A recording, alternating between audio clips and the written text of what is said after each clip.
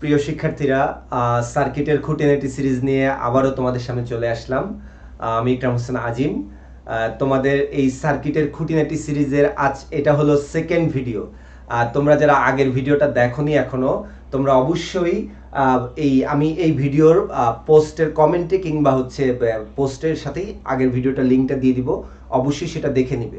আমরা অ্যাকচুয়ালি আমাদের উদ্দেশ্য হচ্ছে যে জাস্ট একটা সার্কিট, এই একটা সার্কিটের মধ্যেই মানে চলতড়িৎ সংক্রান্ত অর্থাৎ তড়িৎ প্রবাহ এবং ভোল্টেজ সংক্রান্ত যা যা ঘটনা এখানে ঘটে, বিদ্যুৎ শক্তির অপচয়, অর্থাৎ মোট কথা একটা সার্কিটে টোটাল বিদ্যুৎ সম্পর্কিত কি কি ঘটনা ঘটে, কি কি রাশি আমরা নির্ণয় করি, এই সমস্ত জিনিস আমি বলছিলাম যে একটা সার্কিট দিয়ে সমস্ত কিছু দেখাবো।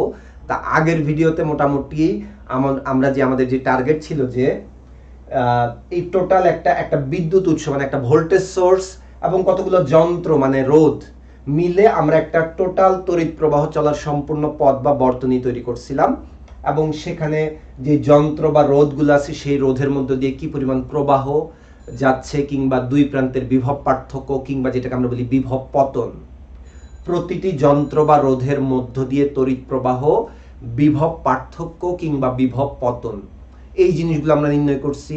তারপর বিভিন্ন বিন্দুর বিভব, এক এক বিন্দুর বিভব, এই বিন্দু কিংবা এই বিন্দুতে বিভব কত, বিভব আমরা আগের লেকচারে আমরা এই জিনিসগুলো আলোচনা করছি।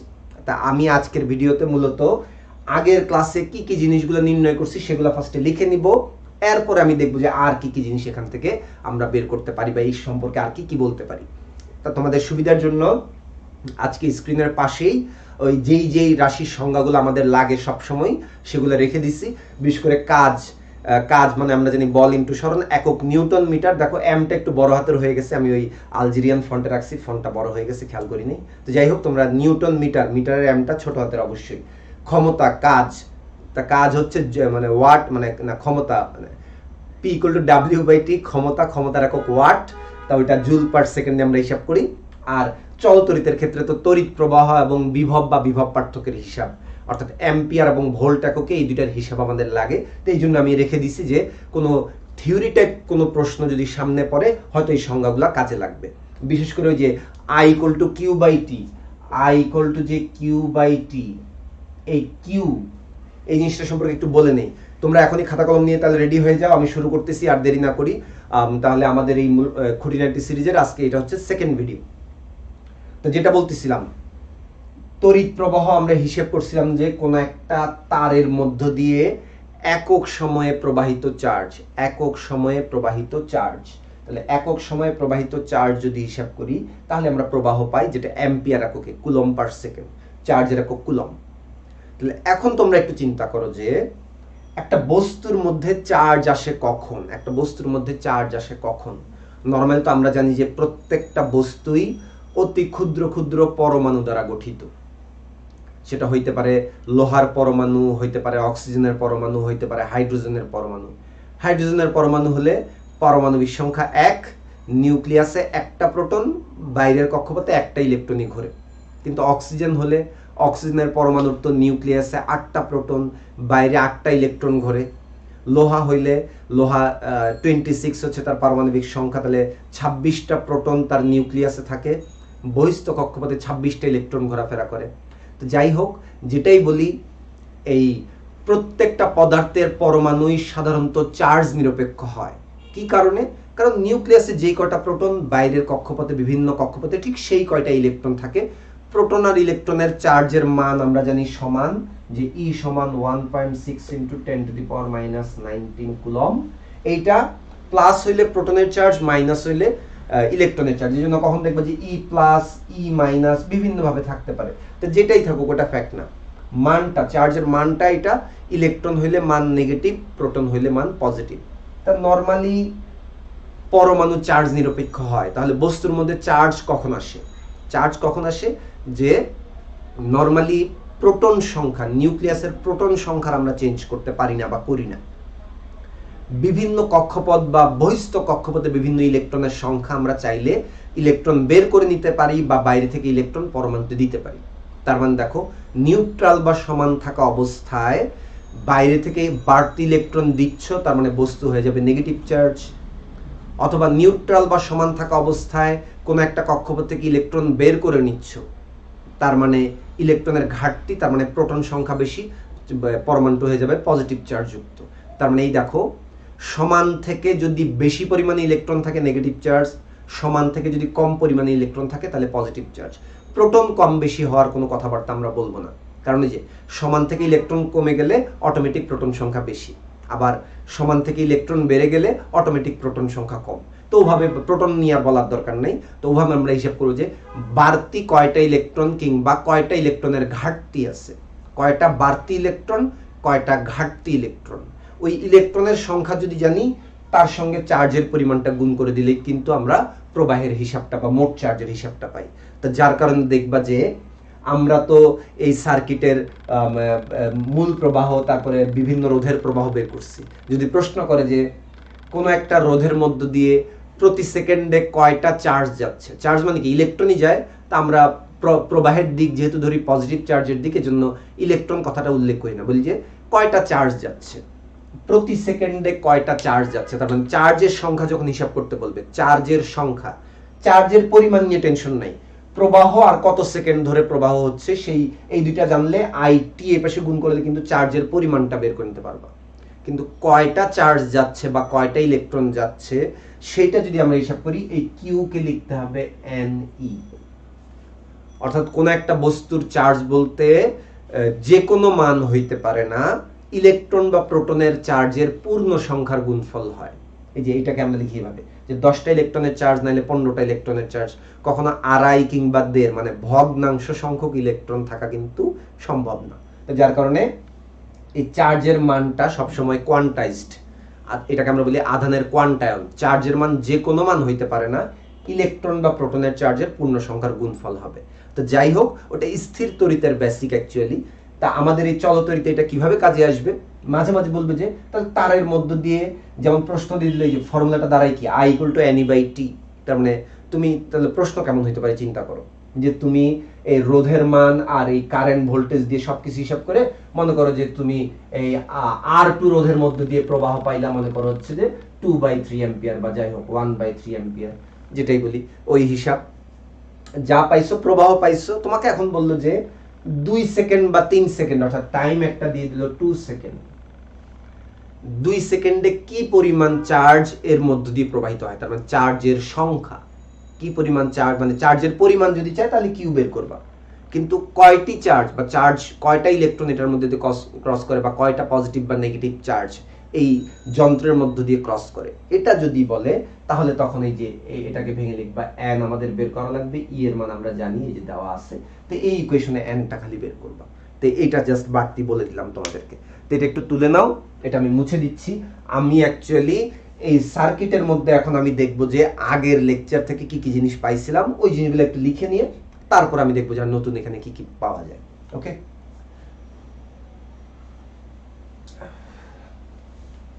আজকে ভিডিও লেকচার রেডি করতেছি। আজকে গতকাল রাতে আর কি আমার আমার মোস্ট ফেভারিট সিঙ্গার কে মারা গিয়েছেন। তো যার কারণে আমার মনটা খুব খারাপ। তারপর আজকে রেকর্ড করতেছি। তা যাই হোক, আর রেকর্ডের মতোই হবে, সেটা সমস্যা না। দেখি চেষ্টা করবো রেকর্ডের শেষে কেকের একটা গান শোনাইতে পারি কিনা তোমাদের জন্য। ওকে, তো যাই হোক, দেখো আমরা একটা সার্কিটে কি কি বের করতে পারি। ফার্স্টে হচ্ছে এই সার্কিটকে আমরা রিঅ্যারেঞ্জ করি এভাবে যে ভোল্টেজ সোর্স থাকবে, একটা লম্বা তার থাকবে, যত রকম রোধ বা যন্ত্র যেভাবেই কানেক্ট করি যা কিছু থাকবে এই জায়গার মধ্যেই থাকবে। তো এটার জন্য আমরা কি করি, প্লাস থেকে বের হয়ে একটা তার এখানে R1 ক্রস করার পর দুইটা তার, একটা তারে হচ্ছে R2, আরেকটা তারে R3, একটা তারে R2, আরেকটা তারে R3, R2 R3 গিয়ে একত্রে মিলে একটা তার হয়ে গেছে কোথায়, R3 তে গেছে, হচ্ছে R3 তে, আর R3 গেছে নেগেটিভে, R3 এর আরেক মাথা তাহলে এই যে নেগেটিভে, প্লাস মাইনাস, এই হচ্ছে V। তো এইভাবে আমরা হচ্ছে যে একটা যে কোনো রকম সার্কিট দিলে এটাকে রিঅ্যারেঞ্জ করে এভাবে নিয়ে আসবো। তাহলে আমাদের জন্য সুবিধা কি, যে সিরিজ প্যারালাল আমরা ইজিলি বুঝি, তুল্য রোধ নির্ণয় বা কোন একটা রোধের কারেন্ট বা প্রবাহ নির্ণয়, এই যেগুলো আমাদের জন্য ইজি হয়। এই তারপর দেখো আমি খুব সংক্ষেপে বলবো যে কি কি জিনিস বের করছিলাম। সবার ফার্স্টে একটা বর্তনীতে আমরা বের করতে পারি তুল্য রোধ, যদি রোধের মানগুলো দেওয়া থাকে। তো সেই তুল্য রোধটা আমরা বের করছিলাম এরকম আর ই কিউ। তুল্য রোধ, তুল্য রোধটা ছিল হচ্ছে যে R1 plus RP plus R3। RP বলতে এই দুটাকে একটা বানাই ফেললে যা হয়, এই দুটাকে একটা বানাই ফেললে R1 RP R4। দুইটা রোধ সমান্তরালের, দুইটা রোধ সমান্তরাল রোধের যে সূত্র 1/RP সমান 1/R1 প্লাস 1/R2, লসাগু করে পরে উল্টানো লাগে। তা আমি তোমাদের সহজে মনে রাখার জন্য বলছিলাম যে দুইটা রোধ সমান্তরাল থাকলে এটা মুখে মুখে হিসাব করবা, গুণফল বাই যোগফল, মানে এখানে লসাগু করে উল্টাইলে গুণফল বাই যোগফল থাকে। তার মানে আমরা এটা হিসাব করে যেটা পাই 20 যোগ 60 ইন্টু 120 ডিভাইড বাই 60 প্লাস 120, 20 যোগ 60 into 120 divide by 60 plus 120 plus R4 কত 40। এই যে এইটা দুইটাকে একটা, তারপরে এই R3 তিনটার সিরিজ। এই তো এটা করলে আমরা 100 ওহম পাই, এটা করলে আমরা 100 ওহম পাই। হিসাব করে দেখো, এটা 20, এখানে 60 আর 20 যোগ হয়ে যায় হচ্ছে 180। তো একটা শূন্য কাটলাম, 3 4 18, এটা হয়ে যায় 40, 3 40 120, 20 40 40, তার মানে সব মিলায়ে 100, সব মিলায়ে 100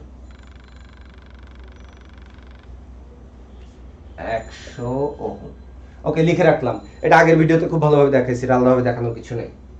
তারপরে যেটা মূল প্রবাহ মানে তুল্য রোধ পাওয়ার পরেই এই কোষের দুই প্রান্তের ভোল্টেজ এটা দেওয়া ছিল 200 ভোল্ট। এই কোষের দুই প্রান্তের ভোল্টেজ দেওয়া ছিল 200 ভোল্ট। তাহলে ভোল্টেজ দেওয়া থাকলে এই সবগুলা রোধকে একটা বানায় ফেলার পর, সবগুলা রোধকে একটা বানায় ফেলার পর যেই প্রবাহটা আমরা পাই, যে প্রবাহটা পাই এটাই হচ্ছে বর্তনীর মূল প্রবাহ। এটার হিসাবটা তাহলে V/R(EQ)। প্রশ্নে ভোল্টেজ দেয়া ছিল দেখে কারেন্ট বের করছি। যদি কারেন্ট দেয়া থাকতো, মূল প্রবাহ দেয়া থাকতো, তাহলে আমরা কারেন্ট পাইতাম আর কি, মানে মূল প্রবাহ দেয়া থাকলে ভোল্টেজ পাইতাম। তো যাই হোক, এটা আমরা বের করছিলাম কত, 200/100 অ্যাম্পিয়ার, তড়িৎ প্রবাহের একক অ্যাম্পিয়ার। তাহলে এটা 2 অ্যাম্পিয়ার পাইছিলাম। এটাও কিন্তু তাহলে আমি মুছে দেই, এগুলো আমরা আগের ক্লাসে বের করছিলাম। বলছিলাম কি, যে তুল্য রোধ পাওয়ার পর ওই তুল্য রোধের সাথে কারেন্ট বা ভোল্টেজের সূত্র করে মূল প্রবাহ এবং ভোল্টেজের যেটা দেয়া থাকবে না সেটা বের করে ফেলতে পারবা। এই তাহলে এটা আমরা পাই কত, 2 অ্যাম্পিয়ার। আর আমি সূত্র আর জাস্ট ডিরেক্টলি মানটা লিখে রাখলাম। এই তারপরে দেখো, এটা পাওয়ার পর আমরা বলতে পারছিলাম যে এই প্রবাহটা R1 এর মধ্য দিয়ে এখানে দুইটা ভাগ হচ্ছে, এখানে এসে দুইটা ভাগ হয় I, এখানে এসে একটা I2 আর একটা I3, একটা I2 আর একটা I3, একটা I2 আর একটা I3, এখানে এসে আবার I হয়ে যায়, এখানে এসে আবার I হয়ে যায়। তার মানে পরীক্ষায় যদি কখনো প্রশ্ন করে যে ওই সিরিজ রোধগুলো R1 এবং R3 এর মধ্যে প্রবাহ কত, সেটা বর্তনীর মূল প্রবাহ ছিল, সেটা বর্তনীর মূল প্রবাহ। কিন্তু আমরা যেটা করছি এরপর, যেটা করছি যে এগুলার প্রবাহ যেহেতু ভিন্ন হয়, দুই প্রান্তের ভোল্টেজ ছাড়া এই প্রবাহগুলো পাই না, আমরা সেজন্য ভোল্টেজ বের করছিলাম। ফার্স্ট হচ্ছে R1 রোধের দুই প্রান্তের ভোল্টেজ, R2 রোধের দুই প্রান্তের ভোল্টেজ, R3 রোধের দুই প্রান্তের ভোল্টেজ। সরি, এই দুইটাকে একটা বানাই ফেলি, এটাকে বলি ভিপি, কারণ সমান্তরাল রোধের দুই প্রান্তের বিভব পার্থক্য সমান। তো ওই কারণে তা V1 আমরা পাইছিলাম হচ্ছে IR1, মূল প্রবাহ R1 এর মধ্য দিয়ে যাচ্ছে, যে যাচ্ছে IR1, IRP, IR4। এটা বের করে আমরা 2 ইন্টু 20, 40 ভোল্ট, 40 দুগুণে 80 ভোল্ট, 80 ভোল্ট, এরকম হিসাব কিন্তু আমরা পাইছিলাম। এবং ফাইনালি এই ভিপি ব্যবহার করে আমরা I2 সমান VP/R2 আমরা পাইছিলাম কত, ভিপি হচ্ছে কত 80, 80 কে ভাগ করছিলাম 60 দিয়ে, তার মানে হচ্ছে কাটাকাটি করলে 4/3 অ্যাম্পিয়ার। আর I3 পাইছিলাম VP/R3, এটা হচ্ছে ভিপি হচ্ছে আমাদের 80 কে ভাগ করছিলাম 120 দিয়ে, তার মানে 40 দিয়ে কাটা করলে 2/3 অ্যাম্পিয়ার। 40 দুগুণে 80 আর হচ্ছে 120, 2/3 অ্যাম্পিয়ার। 4/3 আর 2/3।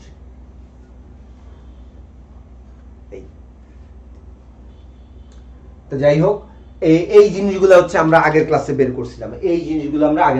করছিলাম, তোমরা ভিডিওটা যারা দেখো নাই ওটা অবশ্যই দেখে নিও, তাহলে বুঝতে পারবে যে খুব ইজিলি আমরা এগুলো বের করতে পারছিলাম।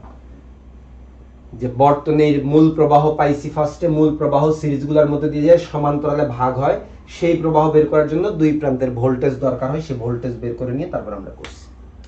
এই আমি বলছিলাম যে তারপরে আরো একটা কাজ করছিলাম। আরেকটা কাজ কি করছিলাম, যে এই ভোল্টেজ বিভব পার্থক্য 200 ভোল্ট, এই কথাটার মানে হচ্ছে উচ্চ বিভব 200, নিম্ন বিভব 0, যার কারণে এখানকার যে কোনো বিন্দুর বিভব, এই যে R1 এর আগ পর্যন্ত বিভব 200, R1 ক্রস করলে কমে যাবে কতটুকু, এই 40 পরিমাণ কমে গিয়ে 160 হবে। তারপরে এইখানে ক্রস করে এখানে চলে আসলে আরো 80 কমে গিয়ে মানে 120, মানে টোটাল 120 কমে গিয়ে আর থাকবে 80, আর এখানে গিয়ে তারপরে কি 0 হয়ে যাবে। এই জিনিসগুলো কিন্তু দেখাইছিলাম। এই তা আজকে দেখো, আজকে তাহলে আর কি করব, আজকে যে কাজ করব ফার্স্টেই হচ্ছে যে এই পরীক্ষায় তো আমাদের সাধারণত মানে সৃজনশীলের মানে ঘ নাম্বারে কিংবা অ্যাডমিশনে এমসিকিউতে বা রিটেনে যেটাই বলি, আমাদের কিন্তু এই তুল্য রোধ বা মূল প্রবাহ এমসিকিউতে মাঝে মাঝে আসে, রিটেনে খুব কম আসে। তুল্য রোধ এবং মূল প্রবাহ নির্ণয় এই দুইটা তো ইজি, এই দুইটা একটু কম আসে, এমসিকিউতে আসে বেশি। কিন্তু রিটেন বা একটু কঠিন এমসিকিউ হিসেবে বিভিন্ন রোধের ভোল্টেজ অথবা ওই সমান্তরালে যেই রোধগুলো আছে তাদের প্রবাহ যেহেতু ভিন্ন ভিন্ন হয়, এই প্রবাহগুলো কিন্তু চায়। তো যার কারণে আমরা কি করি, মানে এখন যে কাজটা করবো আমরা, তাহলে খেয়াল করো যে যদি আমরা বেসিক নিয়মে করতে যাইতাম, তুল্য রোধ আগে বের করতাম, তারপরে মূল প্রবাহ বের করতাম, তারপরে প্রত্যেকটা রোধের ভোল্টেজ, অর্থাৎ এই তুল্য রোধ আর মূল প্রবাহ পাওয়া ছাড়া কিন্তু বাকি ভোল্টেজ বা কারেন্ট বের করা যায় না। কিন্তু এখন আমরা দেখব যে সরাসরি কিভাবে তুল্য রোধ এবং মূল প্রবাহ এই দুটো বের করব না। এই দুটা বের না করেই আমাদের এই পরের দুই স্টেপের অঙ্ক দুইটা, অর্থাৎ কোন একটা রোধের ভোল্টেজ, অর্থাৎ পরীক্ষা এখানে দুইটা বিন্দু দিয়ে দিল, এই একটা বিন্দু, এই একটা বিন্দু, বললো এটা হচ্ছে এ বিন্দু, এটা বি বিন্দু, বললো যে ভি এ বি নির্ণয় করো, ভি এ বি সমান হোয়াট, এটা আমাকে বললো বের করতে, ভি এ বি বা ভি বি যাই বলি, কারণ এই দিক থেকে আসলে এটা উচ্চ বিভব, এটা নিম্ন বিভব, মাইনাসের কাছাকাছি, এই জন্য এটা নিম্ন বিভব, ভি বি এ লেখাটাই বেটার। তো যাই হোক, এরকম কিন্তু সরাসরি চাইবে, যে কোনো একটার ভোল্টেজ চাইবে, আমাকে মূল প্রবাহ চাইবে না। তা তখন আমরা কি করব, যে ভোল্টেজ ডিভাইডার রুল এবং কারেন্ট ডিভাইডার রুল, এই দুইটা রুল আছে, এই দুইটা রুল আমাদের অ্যাপ্লাই করার সুযোগ আছে। এটা সরাসরি রিটেনও অ্যাপ্লাই করতে পারবা, এমসিকিউতে অ্যাপ্লাই করতে পারবা। তা এখন আমরা দেখব যে এই মূল প্রবাহ তুল্য রোধ এই দুইটা বের না করেও কিভাবে পরের গুলার অ্যান্সার পাওয়া যায়, মানে এগুলো আমরা পারি বের করতে, কিন্তু এখন দেখব যে সরাসরি কিভাবে বের করা যায়, এটার জন্য আমাদের জানা লাগবে একটা হচ্ছে ভোল্টেজ ডিভাইডার রুল, আরেকটা হচ্ছে কারেন্ট ডিভাইডার রুল। নাম শুনে বুঝতে পারতেছো যে যখন কারেন্ট ভাগ হবে তখন কারেন্ট ডিভাইডার রুল, যখন ভোল্টেজ ভাগ হবে তখন ভোল্টেজ ডিভাইডার রুল। আমরা তো দেখছি যে সিরিজে যুক্ত রোধগুলোর মধ্যে ওই মূল ভোল্টেজ 200, এখানে কিছু ড্রপ হয়, এখানে কিছু ড্রপ হয়, এখানে কিছু ড্রপ হয়, তার মানে সিরিজে যুক্ত রোধের ক্ষেত্রে কেবলমাত্র ভোল্টেজ ডিভাইডার রুল অ্যাপ্লাই করা হয়, কারণ তখনই কেবলমাত্র ওই প্রত্যেকটা রোধের বিভব পতন আলাদা আলাদা হয়, সেজন্য ওই আলাদা আলাদা বিভব পতন, এই V1 VP V3 এই তিনটা আলাদা আলাদা বের করার জন্যই হচ্ছে ভোল্টেজ ডিভাইডার রুল। আর এইখানে এসে কারেন্টটা ভাগ হয়, এখানে এসে কারেন্টটা ভাগ হয়, তাহলে এই সমান্তরাল দুইটা রোধ, সমান্তরাল দুইটা, দুইয়ের বেশি না, দুইয়ের বেশি হলে কিন্তু কারেন্ট ডিভাইডার রুল প্রযোজ্য না। দুইয়ের বেশি থাকলে যেটার মধ্যে দিয়ে বের করবা ওইটা রাইখে বাকি সবগুলা সমান্তরাল রোধকে একটা বানাই নিয়ে, অর্থাৎ দুইটা বানাই নিয়েই ওই মানে আমরা হচ্ছে কারেন্ট ডিভাইডার রুল ইউজ করি। যার কারণে তোমাদের বলে দিচ্ছি যে একমাত্র দুইটা রোধ যদি সরাসরি প্রশ্ন থাকে তখনই কারেন্ট ডিভাইডার রুল ইউজ করার চিন্তা করবা, আর যদি 2 এর বেশি রোধ থাকে তাহলে কারেন্ট ডিভাইডার রুল না, তখন বেসিক নিয়মে করাটাই বরং ইজি। বরং আমি শিখাই দিব যে ভোল্টেজ ডিভাইডার রুল, এইটাকেই তোমরা সবচেয়ে বেশি কাজে লাগাবা, এটাই সবচেয়ে বেশি কাজে আসবে। এটাকে যেন বলা যায় বস রুল। আমি বলবো যে সার্কিটের বস রুল কোনটা? Voltage divider rule. একমাত্র এই রুলটাকে যদি ঠিকঠাক মতো ইউটিলাইজ করতে পারো, বাকি আর কিচ্ছু নিয়ে ঘাটাঘাটি করার দরকার নেই, একবারে সরাসরি এটাই বারবার ইউজ করবা। ওকে, তাহলে আমরা এখন দেখব কিভাবে এই ভোল্টেজ ডিভাইডার রুল অ্যাপ্লাই করা যায়। ওকে, তাহলে মূল ভোল্টেজ 200, এই যে দেখো 200 ভোল্ট। প্রথমটাতে কতটুকু পতন হয়েছিল? 40। পরেরটাকে আরো কতটুকু? 80। পরেরটাতে কত? 80 হয়ে এখানে 0 হয়েছে। দেখো এই তিনটাকে যোগ করলে কিন্তু 200 হবে। তার মানে এই 200 এর কতটুকু অংশ V1 এর মধ্যে পতন হয়েছে? সে V1 যদি বের করতে চাই, মূল ভোল্টেজ V এর একটা অংশ, মূল ভোল্টেজ V এর একটা অংশ, মূল ভোল্টেজ V এর একটা অংশ। কেমন? কয়টা রোধে ভাগ হইছে? একটা, দুইটা, তিনটা। মনে রাখবা সমান্তরাল গুলাকে একটা বানায় না ফেললে, অর্থাৎ এই যে এরকম করে না ফেললে কিন্তু ভোল্টেজ ডিভাইডার রুল অ্যাপ্লাই করা যাবে না। এরকম বানায় নিতে হবে, সিরিজ বানায় নিতে হবে। তারপরে তুমি ওই V1 বলো, VP বলো, V4 বলো, সবগুলাই বের করতে পারবা। এই তাহলে সেটা কি হবে? কয়টা? একটা, দুইটা, তিনটা। তিনটা রোধে ভাগ হইছে, R1, RP, R4। আর উপরে হবে যখন V1 বের করব, এইটার পতন বের করব বা বিভব পার্থক্য বের করব, তাহলে রোধ বসবে এইটারই। বের করব আমি V2, তাহলে লাগবে মূল ভোল্টেজ V, নিচে লাগবে R1, RP, R4, উপরে হচ্ছে সরি V2 না তো, এটা VP, বারবার 2 লিখে ফেলতেছি, VP। তাহলে এই যে প্যারালালের তুল্য রোধটা, অর্থাৎ একটা বানাই ফেলার পর যেটা হইছে ওইটা। আর একইভাবে V3 তাহলে কি হবে? না V4। এটাকে V3 লিখে বলছি, এটাকে কারেকশন করে, এটা V4। আর এটাকে R3 লিখছি, এটা R4, এটাকে R4 লিখছি। কত জায়গায় ভুল করছি দেখছো? কি অবস্থা! আজকে মন মেজাজ চাইলে আসলে এমনি খারাপ হয়ে যাচ্ছে।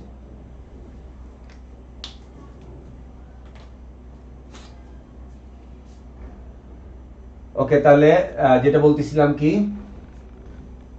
ও হ্যাঁ, V4 R4 রোধের দুই প্রান্তে, যেটাই আমাদের ওই যে বললাম যে VBA সরাসরি আমরা VBA বের করতেছি। কি করতেছি? যে মূল ভোল্টেজ কত? V, মূল ভোল্টেজ V। এটা আমি আর সূত্র লিখবো না, এরকম সূত্র লিখবো না, ডাইরেক্টলি মান বসাবো। পরীক্ষার হলেও তোমরা সরাসরি মান বসাবে। এই সূত্র লিখে মান বসানোর অত টাইম নাই, অ্যাডমিশন টেস্টের সময় খুব কম সময় পাওয়া যায়। জাস্ট সূত্রটা আমাকে সরাসরি মান বসাই দিবা। মানটা কেমন? যে এখানে মূল ভোল্টেজ কত ভাগ হচ্ছে? 200। আর কতটুকু অংশ? অংশের নিচে হচ্ছে রোধগুলার যোগফল। কয়টা রোধ? একটা, দুইটা, তিনটা। 20। আর RP বের করছিলাম কত? RP আমরা বের করছিলাম বোধহয় 40। হ্যাঁ, RP কিন্তু এখানে বের করছিলাম 40। তাহলে 20, 40, 40। আর উপরে বের করতেছি কার? V4, R4 রোধের দুই প্রান্তে বিভব পার্থক্য। R4 এর মান কত? R4 এর মান 40 একবারে। তাহলে অবশ্যই আমাদের অ্যান্সার আসে কত? 80 ভোল্ট। একটু হিসাব করে দেখো, এই যে নিচে একটু হচ্ছে 100 কে 200 দিয়ে ভাগ করলে 2, 40 দুগুণে 80 ভোল্ট। বাকিগুলো মান বসা দেবো, সরাসরি পাবা। তার মানে পরীক্ষার হলে যদি পরীক্ষায় তোমাকে কি বলবে? যে কোনো একটা রোধের ভোল্টেজ, কারণ মূল ভোল্টেজ দেওয়া যে কোনো একটা রোধের ভোল্টেজ, তোমার কাজই হচ্ছে আগে এরকম নিয়ে আসবে। এরকম নিয়ে আসলে তো আমি এরকম এই সিরিজ আকারে দেখাইতে পারবা না। এই সিম্পলিফাই করে নিয়ে আসলে তারপরে তুমি সরাসরি ভোল্টেজ ডিভাইডার রুল অ্যাপ্লাই করে যে কোনো রোধের ভোল্টেজ বের করতে পারলা, যে কোনো রোধের ভোল্টেজ বের করতে পারবা। আর যদি পরীক্ষায় প্রশ্নে কি দেওয়া আছে? এই রোধগুলা দেওয়া আছে, ভোল্টেজ দেওয়া আছে, কিন্তু চাইলো এই R2 রোধের প্রবাহ I2 কত, এই I2 কত, এটা চাইলো। তো এই I2 যদি চায়, তাহলে দেখো আমি এখানেও ভোল্টেজ ডিভাইডার রুল অ্যাপ্লাই করব, এখানেও আমি ভোল্টেজ ডিভাইডার রুলকে কাজে লাগাবো। আমি মনে রাখবো আমার লাগবে কি? I2, আমার লাগবে কি? I2। তা I2 কোত্থেকে পাচ্ছি আমি? I2 হচ্ছে যে R2 এর প্রবাহ। R2 এর প্রবাহ পাওয়ার জন্য যে ওহমের সূত্র মনে রাখতে বলছিলাম, যে কোন একটা রোধের প্রবাহ চাইবে, যেই রোধের প্রবাহ যেই রোধের প্রবাহ সেই রোধের দুই প্রান্তের বিভব পার্থক্য লাগবে VP। তার মানে VP/R2। এটা ছাড়া কোনো অপশনই নেই, এটা লাগবেই কারেন্ট বের করার জন্য। এখন কথা হচ্ছে যে এই ভিপিটা তো আমি ভোল্টেজ ডিভাইডার রুল দিয়ে বের করে নিতে পারি। তার মানে দেখো, তুল্য রোধ, মূল প্রবাহ, তারপরে প্রত্যেকটার ভোল্টেজ মানে ভিপি, তারপরে তুমি পাচ্ছ I2। 4 ধাপে গিয়ে I2 পাচ্ছ যদি তুমি বেসিক নিয়মে করো। আর যদি ভোল্টেজ ডিভাইডার রুল ইউজ করো, সরাসরি প্রথম দুইটা স্কিপ করে তুমি পেয়ে যাচ্ছ ভিপি, তারপরে সেকেন্ড ধাপে পেয়ে যাচ্ছ I2 কিংবা I3। ভিপি কে R2 দ্বারা ভাগ করলে I2 পাবা, ভিপি কে R3 দ্বারা ভাগ করলে I3 পাবা। তাহলে বাকিটুকু কি আর করে দেওয়ার দরকার আছে?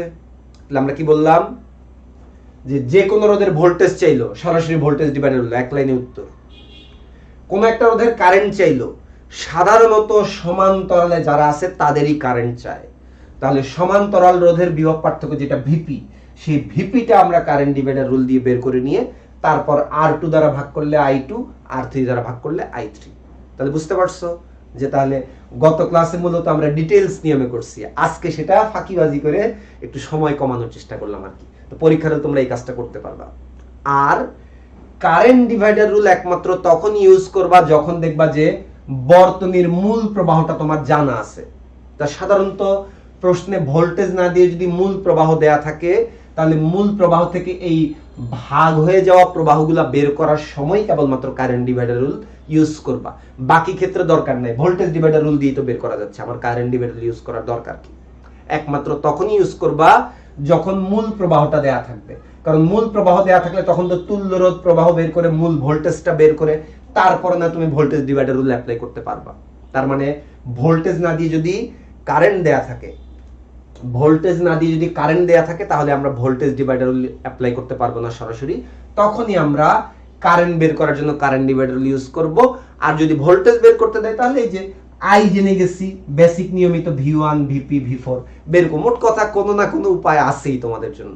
এই জন্য সার্কিটের অঙ্ক নিয়ে কখনোই টেনশন করবে না। সার্কিট হচ্ছে একবার বুঝে ফেললে আজীবন শিওর মার্ক পাওয়ার মানে টপিক আর কি, যেখান থেকে কোনোভাবেই মার্ক ছুটবে না, যেভাবেই সার্কিট দিয়ে আমি বের করতে পারবো, এই কনফিডেন্স সবার মধ্যে রাখতে হবে। ঠিক আছে? তো যাই হোক, তাহলে আমি আর তাহলে এটা লিখলাম না, I2 আর I3 লিখলাম না, আমি এখন কারেন্ট ডিভাইডার রুলটা লিখে দিয়ে তারপর একটু মুছে দিচ্ছি। ওকে, তোমরা এর মধ্যে তুলে নাও বাকিটুকু। তাহলে কারেন্ট ডিভাইডার রুল, I2 বের করব, মূল প্রবাহ I এসে ভাগ হচ্ছে, মূল প্রবাহ I এর অংশ। কেমন অংশ? কেমন অংশ? যে কয়টা রোধে ভাগ হচ্ছে? দুইটা রোধ, তাহলে দুইটা রোধ হবে। কারেন্ট ডিভাইডার রুলে এই জন্য সবসময় দুইটা রোধ থাকে, নিচে দুইটা রোধ। কিন্তু এখানে আবার ভোল্টেজ ডিভাইডার রুলের উল্টা। ভোল্টেজ ডিভাইডার রুলের ক্ষেত্রে যেই রোধের ভোল্টেজ সেই রোধের মানটাই কিন্তু বসাইছো, কিন্তু কারেন্টের ক্ষেত্রে যখন I2 বের করবা তখন রোধ বসবে অপরটা মানে এই দুইটার মধ্যে অপরটা। যখন 2 বের করবা রোধ বসবে R3, আর যখন I3 বের করবা তখন রোধ বসবে R2। এই এখন তোমরা হয়তো প্রশ্ন করতে পারো যে এই রুলগুলো কোত্থেকে আসলো, এই রুলগুলো কোত্থেকে আসলো? কিছুই না, এই রুল হচ্ছে যে আমি দুই লাইনকে শর্টকাট করে নিছি, এই দুই লাইনকে শর্টকাট করে নিছি। কি করছি দেখো, এই যে I/R1 না, I/R1 না, এই I না লিখে আমি লিখছি কি দেখো, I না লিখছি V/Req। কি লিখছি? I কে কেটে দিয়ে লিখলাম V/Req। মনে করো Req মানে কি? এই তিনটার যোগফল। তার মানে কি?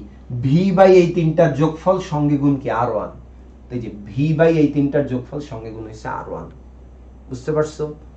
ভোল্টেজ ডিভাইডার অ্যাকচুয়ালি এই দুইটার মিশ্রণ আর কি।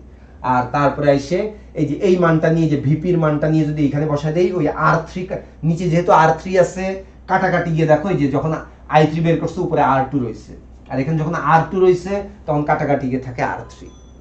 মোট কথা এগুলা থেকে আসছে।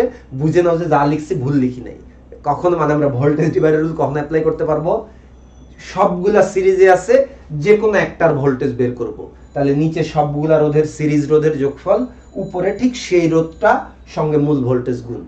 আর কারেন্ট ডিভাইডার রুল কেবল মাত্র দুইটা সমান্তরাল রোধের ক্ষেত্রে অ্যাপ্লাই করব, তাও কন্ডিশন কি? যদি মূল প্রবাহ দেয়া থাকে।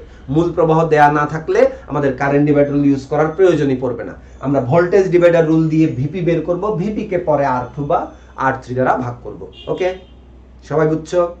তাহলে একটু আমি মুছে দিয়ে আমি এরপর দেখি যে এই সার্কিটে আর কি কি ঘাটাঘাটি করা যায়। ওকে, তাহলে আপাতত এই মানগুলো লিখে রাখি, এই মানগুলো আমাদের কাজে লাগবে তো বারবারই, এই মানগুলো লিখে রাখি। তোমরা হচ্ছে বিশেষ করে যারা এইচএসসি 2023 এর ব্যাচ আছো, তোমরা অনেকেই দেখলাম যে মানে সিলেবাস পিছায় গেছে নিয়ে টেনশন করতেছে। টেনশনের কিছু নাই, তোমরা অবশ্যই একটু মানে বেসিকের উপর জোর দিও। আর ক্যালকুলেশন একটু অবশ্যই হাতে কলমে করো, কারণ ক্যালকুলেশন মানে হাতে কলমে না করলে তোমার মানে ক্যাপচারেবিলিটি বাড়বে না, এটা করতে হবে। ওকে, তাহলে এইবার আমরা ডিপে যাব, সার্কিটের ডিপে। ডিপে কেমন, যে ধরলাম যে এই যন্ত্রটা একটা বাল্ব, একটা বাল্ব, বাল্বের গায়ে নরমালি যে তার মানে এই রোধটাকে আমি আলাদাভাবে দেখাচ্ছি যে এখানে। আচ্ছা, এই সার্কিটগুলো তাহলে একটু সুন্দর করে আঁকি, সার্কিটটা সুন্দর করে এখানে আঁকি। তাহলে এই সার্কিটটা সুন্দর করে এখানে আঁকি। এখন আমরা দেখবো যে বাল্ব, ফ্যান, লাইট লাগাবো, ওগুলার ক্ষমতা দেয়া থাকবে, ওখানে রোধের হিসাব নিকাশ বা এরকম আমরা হিসাব করতে পারবো।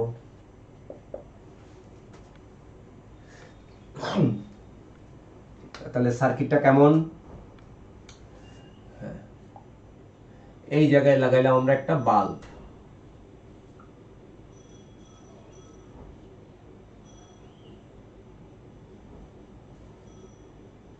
আর এই দুই জায়গায় দুইটা লাগাইলাম ফ্যান। এই যে ফ্যান হয় নাই, কোন রকমে হয়েছে, তোমরা বুঝে নিও, তাইলেই হবে, ঠিক আছে, দুইটা ফ্যান।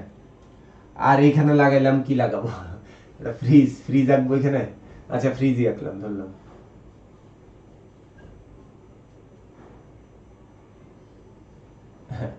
একটা ফ্রিজ,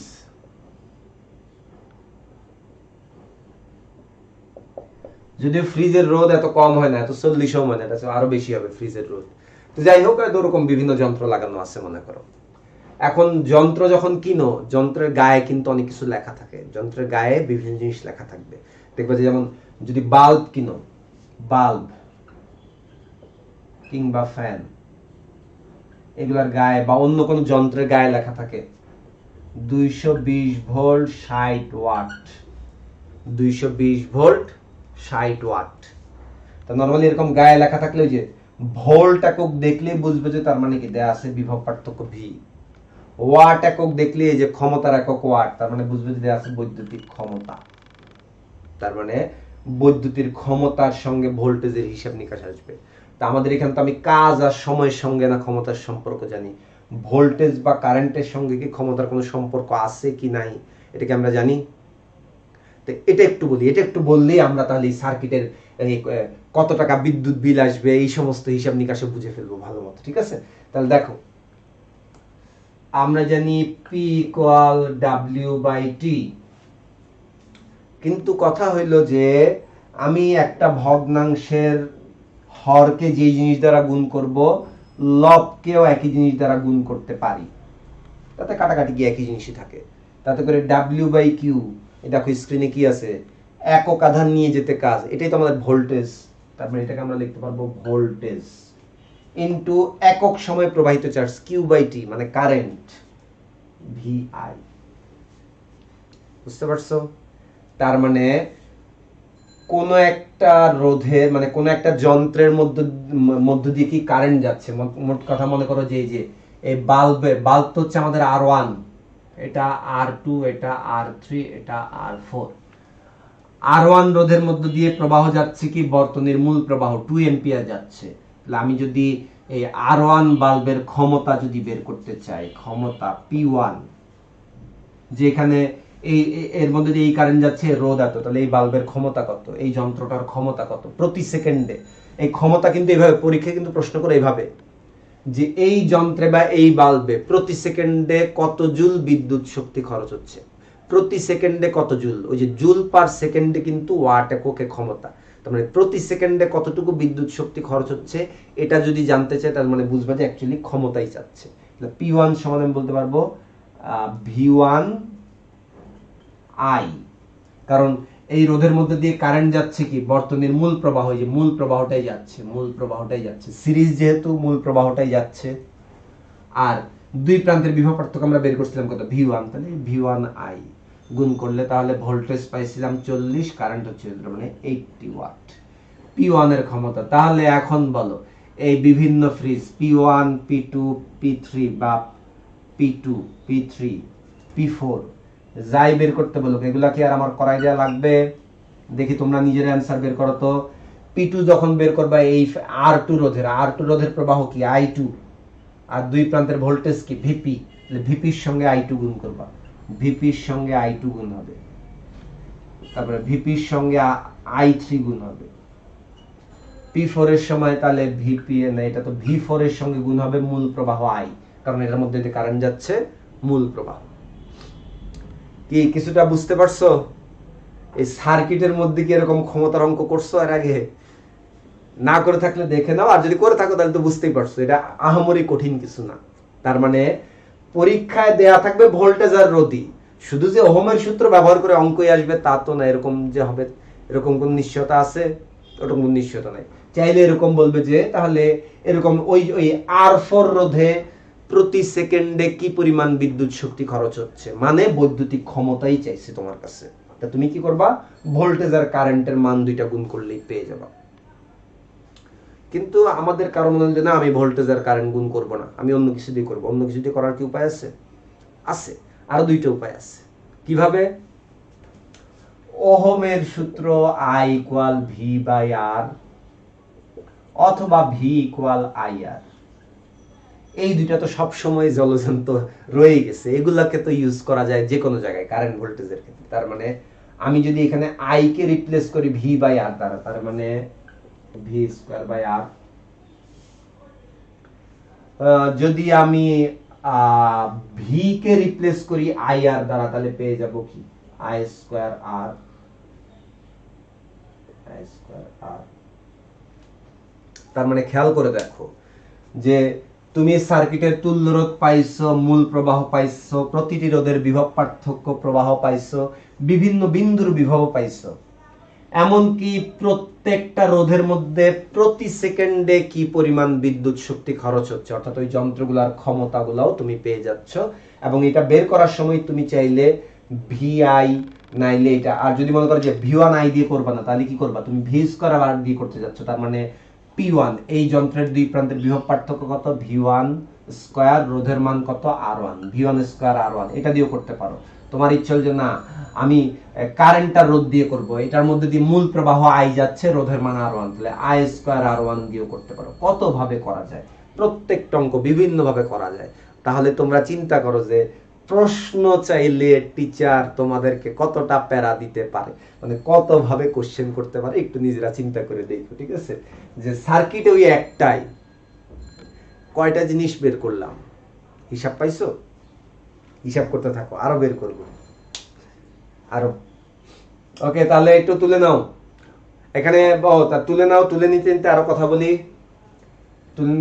কথা বলি, যেটা হচ্ছে যে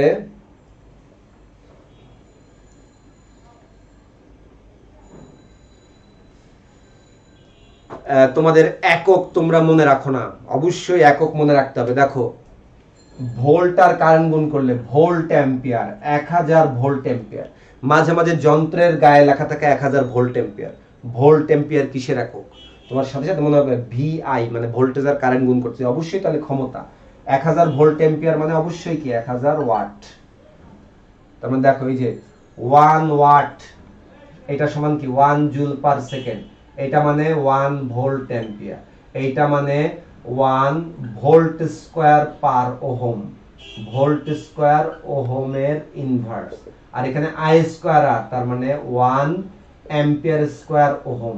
বিভিন্ন ভাবে লেখা যায়, দেখবো যে এরকমও প্রশ্ন আসছে, কিন্তু এরকম প্রশ্ন আসছে যে নিচের কোনটি ক্ষমতার একক ওয়াটের সমতুল্য? অপশনে 4টার যে কোনো 3টা কারেক্ট দিছে, একটা ভুল দিছে। বিভিন্ন ভাবে প্রশ্ন করা যায়, এই একক নিয়েও প্রশ্ন করে, এগুলো একটু খেয়াল রাখবে। এই ফর্মুলা থেকে এরকম প্রশ্ন আসে, ক্ষমতার বিভিন্ন ভার্সন, ক্ষমতার বিভিন্ন এককের ভার্সন। তো মোট কথা ওই মূল সূত্রগুলো তোমার মনে রাখলেই হচ্ছে, তাইলেই হবে। ওকে, আচ্ছা তাহলে গেল ক্ষমতা ক্ষমতা ক্ষমতা ক্ষমতা ক্ষমতা। আচ্ছা এটা ফ্রিজ না, এটা দিয়ে আমি কেটলি চা বানায় খাবো।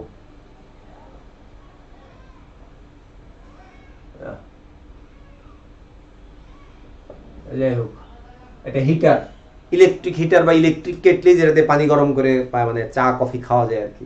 যাক একটু পরে আমার খাওয়া লাগবে। এই তো যাই হোক, দেখো এই ভিডিওটা একটু লং হোক, সমস্যা নাই, লং ভিডিও হলে কিন্তু বোঝাটাই হচ্ছে ইম্পর্টেন্ট আমাদের। ওকে, এখন কথা হচ্ছে আমরা তো বুঝলাম যে প্রতি সেকেন্ডে এই পরিমাণ বিদ্যুৎ শক্তি খরচ হচ্ছে, তার মানে বিদ্যুৎ শক্তির খরচ মানে ক্ষমতা জানলেই কিন্তু বিদ্যুৎ শক্তির খরচের হিসাবটা বের করা ইজি হয়ে যায়। তাহলে তোমাদের মনে অলরেডি প্রশ্ন আসছে, তাহলে আমরা যে প্রতি মাসে বিদ্যুৎ বিল দেই, বলছি যে এত ইউনিট বিদ্যুৎ হয়েছে, এত ইউনিট হয়েছে, প্রতি ইউনিটের মূল্য যে এখন আগে প্রতি ইউনিটের মূল্য 3 টাকা, 3.5 টাকা, 2.5 টাকা ছিল, এখন প্রতি ইউনিটের মূল্য 5 টাকা, 6 টাকা হয়ে গেছে। যদি কমার্শিয়াল মানে ইন্ডাস্ট্রিয়াল লাইন হয় তাহলে তো প্রতি ইউনিট 12 টাকা এরকম হয়। তাহলে যে এই ইউনিট কি, কিসের ভিত্তিতে এই বিদ্যুৎ বিলের খরচ টরচ হয়, এটা যদি বুঝতে চাও তাহলে এখন বুঝতে পারবে যে এখান থেকে মনে রাখবা যে প্রতি সেকেন্ডে এই পরিমাণ বিদ্যুৎ শক্তি খরচ হয়। তা আমরা কি মাত্র 1 সেকেন্ড ইউজ করি যন্ত্র? আমরা তো ঘন্টার পর ঘন্টা লাইট ফ্যান জ্বালায় রাখি। তার মানে কি টোটাল কতটুকু বিদ্যুৎ শক্তি খরচ করছি এটার যদি হিসাব করতে হয় তাহলে এইখান থেকে ডাব্লিউ বের করতে হবে, তার মানে ব্যয়িত বিদ্যুৎ শক্তি। এটা থেকে আমরা বিদ্যুৎ বিলের হিসাব পাই। ব্যয়িত বিদ্যুৎ শক্তি মানে ডাব্লিউটাই, ব্যয়িত বিদ্যুৎ শক্তি ওই ডাব্লিউটাই। বুঝতে পারছো? তাহলে W equal to PT। তাহলে প্রশ্নে যদি বাল্বের যে বাল্বের 220 ভোল্ট 60 ওয়াট ক্ষমতা লেখা আছে বা কেটলির ক্ষমতা লেখা আছে, কেটলির ক্ষমতা দেওয়া আছে যে এই কেটলির ক্ষমতা কত 100। আচ্ছা হিসাব করে দেখি আমরা কত পাইছিলাম জানি। এই ক্ষমতা তো আমরা তো এটার ভোল্টেজ বের করছিলাম, ভোল্টেজ P4, তো ভোল্টেজ হচ্ছে V4 আর কারেন্ট হচ্ছে মূল প্রবাহ I। তা V4 আমাদের কত পাইছিলাম? V4 হচ্ছে আমাদের 80 ইন্টু কারেন্ট হচ্ছে আমাদের 2, তার মানে 160 ওয়াট, 160 ওয়াট। এটা একটা কেটলি।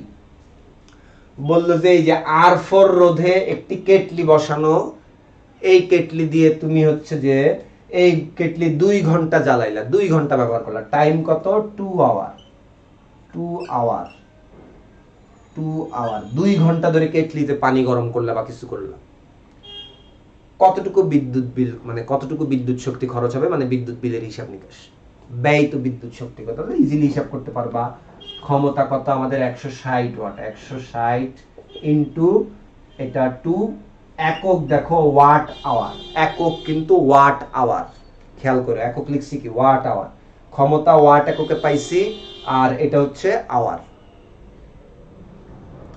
ক্ষমতা ওয়াট এককে আর ঘন্টার একক আওয়ার। কিন্তু কথা হচ্ছে আমরা যেই বলি ইউনিট, বিওটি ইউনিট বা বোর্ড অফ ট্রেড ইউনিট, আরে বাবা বাইরে যে পরিমাণ হর্ন বাজাচ্ছে এই রেকর্ডের সময়, যাই হোক এই রেকর্ড থাকুক, কিছু করার নেই, একটু হর্নের শব্দ হোক। যেটা আমরা বলি যে বিদ্যুৎ বিলে ইউনিট, বিওটি ইউনিট, এই 1 বিওটি ইউনিট, বিওটি কথাটা আমরা বলি না, বোর্ড অফ ট্রেড কথাটা আর বলি না, শুধু ইউনিট। 1 ইউনিট অ্যাকচুয়ালি 1 কিলোওয়াট আওয়ারের সমান। অর্থাৎ ক্ষমতাকে যদি আমরা কিলোওয়াটে নিয়ে যাই আর সময়কে যদি ঘন্টা এককে প্রকাশ করি তাহলে কিলোওয়াট আওয়ার হইলে আমরা বলবো যে এত ইউনিট। তার মানে ওই ইউনিট থেকেই পরে ওই টাকার হিসাবে মানে বিদ্যুৎ বিলের হিসাবে যাইতে পারবো।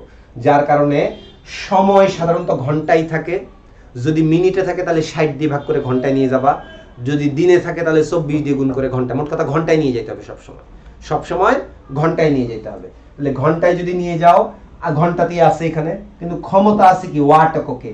তাহলে 1 কিলোওয়াট, কিলো মানে তো 1000, তার মানে ওয়াট থেকে কিলোওয়াটে ফেরত আসার জন্য তাহলে 1000 দিয়ে ভাগ হবে। তার মানে এই জিনিসটাকে যখন 1000 দিয়ে ভাগ করবা এটা তাহলে বলতে পারবা কিলোওয়াট আওয়ার। তার মানে কাটাকাটি করলে আরো যদি কাটাকাটি করি 4 4 16, 4 25 125 আর এটা হচ্ছে 4, তার মানে 8/25, 8/25 ইউনিট, এত ইউনিট, 8/25 ইউনিট আমি হিসাব করলাম। এখন বললো যে তাহলে প্রশ্নে আরো বলে দিল, হ্যাঁ এরকম সার্কিট দেয়া বললো যে আর সৃজনশীলের ঘ নাম্বারে বললো, গ নাম্বারে মনে করে কারেন্ট ভোল্টেজ দিল বা অ্যাডমিশনের রিটেনে বললো যে হ্যাঁ যদি এখন এই কেটলিটা বা R4 রোধের ওই যন্ত্রটা যদি আমরা 2 ঘন্টা ব্যবহার করি তাহলে কত ইউনিট বিদ্যুৎ খরচ হবে? 8/25 ইউনিট। প্রতি সেকেন্ডে কি পরিমাণ বিদ্যুৎ শক্তি ব্যয় হচ্ছে, মানে ক্ষমতা কত? 160 ওয়াট। প্রতি ইউনিটের মূল্য যদি 5 টাকা হয়, 1 ইউনিট সমান 5 টাকা, 1 ইউনিটের খরচ যদি 5 টাকা হয় তাহলে 8/25 ইউনিটের খরচ কত?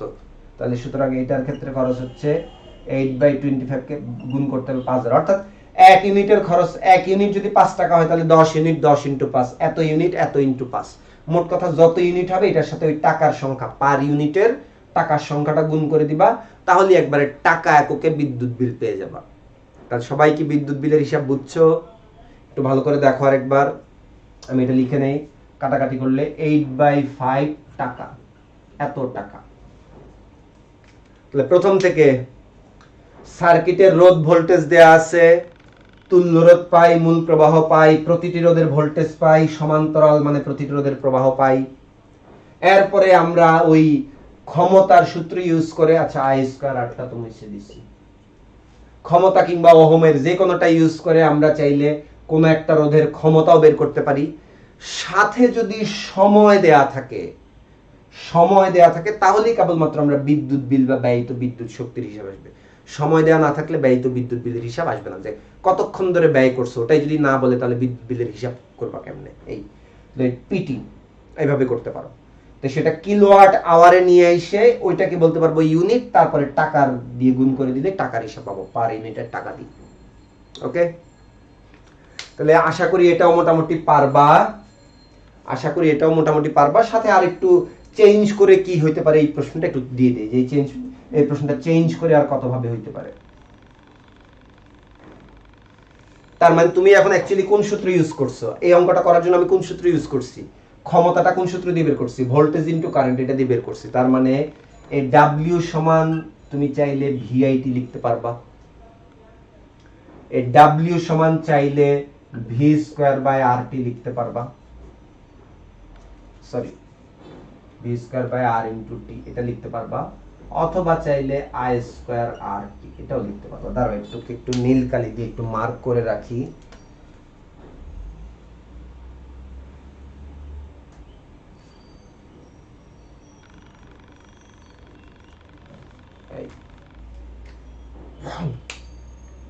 দেখো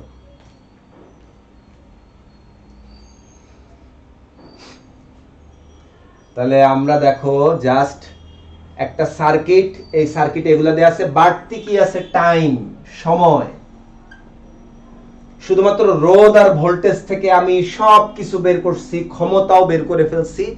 সাথে যদি কেবলমাত্র কতক্ষণ ধরে ওই যন্ত্রটা ব্যবহার করতেছো ওইটা দেয়া থাকলেই কেবলমাত্র ব্যয়িত বিদ্যুৎ শক্তি, বিদ্যুৎ বিলের হিসাব করতে পারবো, এবং সেটা কি কিলোওয়াট আওয়ারে নিয়ে যেতে হবে, তাহলেই পাবো ইউনিট থেকে তারপর টাকার হিসাব নিকাশে পাবো।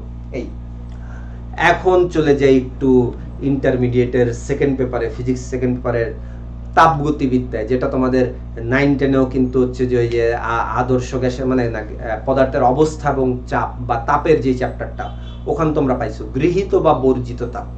কোন একটা বস্তু কি পরিমাণ তাপ গ্রহণ করে বা বর্জন করে এটার হিসাবটা আমরা আপেক্ষিক তাপ বা আপেক্ষিক সুপ্ত তাপ থেকে বের করতে পারি।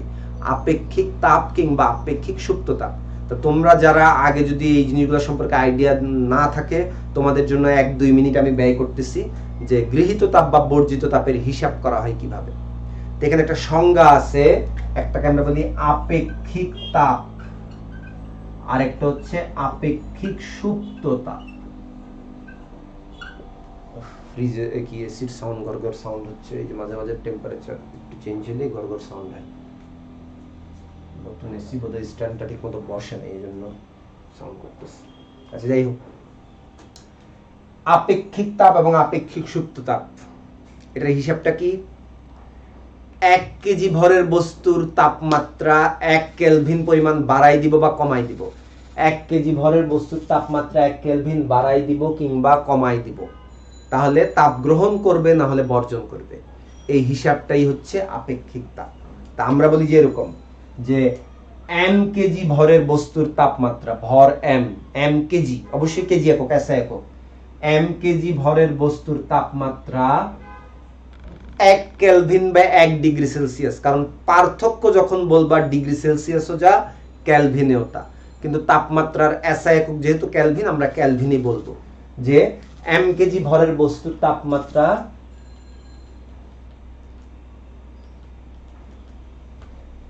m কেজি ভরের বস্তুর তাপমাত্রা ডেল থিটা কেলভিন বাড়াইতে যদি কিউ পরিমাণ তাপ লাগে। তাপ সাধারণত তোমরা কিউ দ্বারা প্রকাশ করো, কেউ কেউ আবার এইচ লেখো, কেউ কেউ আবার এইচ লেখো। তাহলে যারা এইচ লিখো তারা এইচ লিখবা, যারা কিউ লিখো তারা কিউ লিখবা, আমি কিউ লিখলাম, 9-10 যেহেতু কিউ লিখছে এই জন্য। তাহলে 1 কেজি ভরের বস্তুর তাপমাত্রা 1 কেলভিন বাড়াইতে কতটুকু পাবে? তাহলে 1 কেজি ভরের বস্তুর তাপমাত্রা 1 কেলভিন বাড়াইতে Q by M del theta, এইটাকে আমরা বলি আপেক্ষিক তাপ এস, এইটাকে আমরা বলি আপেক্ষিক তাপ S.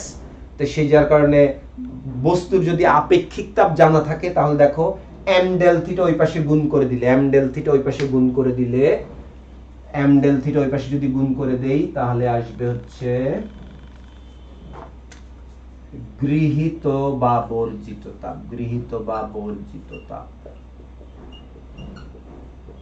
Q equal to ms del theta, ms del theta। তো এটা কন্ডিশন কি? এটার অবশ্য দুইটা সূত্র আছে, এটা অবশ্য দুইটা সূত্র আছে। দুইটা সূত্র কেন বললাম? দেখবা যে পদার্থের তো আবার অবস্থারও চেঞ্জ হয়। যেমন বরফ তাপমাত্রা বাড়াইলে 0 ডিগ্রি তাপমাত্রা এসে বরফ থেকে পানিতে পরিণত হয়, পুরোপুরি পানিতে পরিণত না হওয়া পর্যন্ত কিন্তু তার তাপমাত্রা চেঞ্জ হয় না। সম্পূর্ণ পানিতে গলে গেল, তারপর পানি থেকে এরপর আবার তার তাপমাত্রা বাড়তে বাড়তে তাপ গ্রহণ হবে, তাপ গ্রহণ হবে।